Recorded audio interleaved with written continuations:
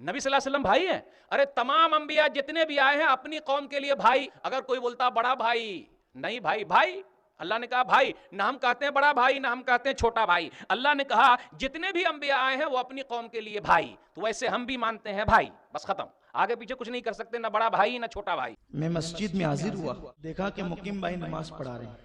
दरवाजे पे था, मेरे दूसरे बिरादर जमील भाई ने पूछा कि भैया नमाज कौन पढ़ा रहा है?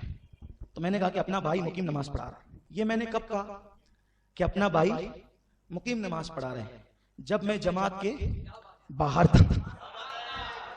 जब मैं जमात के बाहर था तो मैंने कहा कि मुकीम भाई नमाज पढ़ा रहा है, लेकिन ये 10 साल छोटा होकर, और गुरूर से नहीं शुक्र से कहता हूं, इल्म में भी मुझसे छोटा है, तो अमल में भी मुझसे छोटा है। इल्म में भी छोटा, अमल में भी। अमल में इसलिए छोटा कि मैंने इससे 10 साल पहले नमाज पढ़ना शुरू की, इसलिए अमल में मुझसे छोटा है। इल्म में इसलिए मुझसे छोटा है कि आप भी मसले मुझसे पूछना है। लेकिन जैसे ही मैं सफ में लगा, जमात के अंदर आया, तो मैंने कहा पीछे इस इमाम के, जमात के बाहर था तो भाई कह रहा था, जमात में आया तो इमाम कहा, अब भाई नहीं कह सकते क्योंकि 10 साल छोटा है, लेकिन अल्लाह ने उसको मुसल्ला इमामत में खड़ा किया है।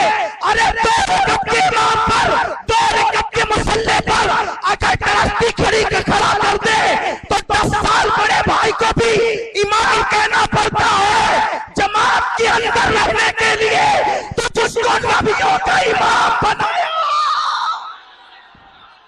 जिसको नबियों का इमाम बनाया, अब बात समझ में आ गई।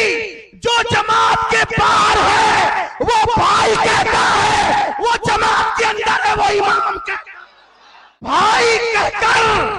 भाई कहकर तुमने कोई बड़ा काम नहीं किया, अपनी हकीकत का इजहार कर दिया कि जो क्या कहते हैं वो मुस्तफा की जमात के अंदर है।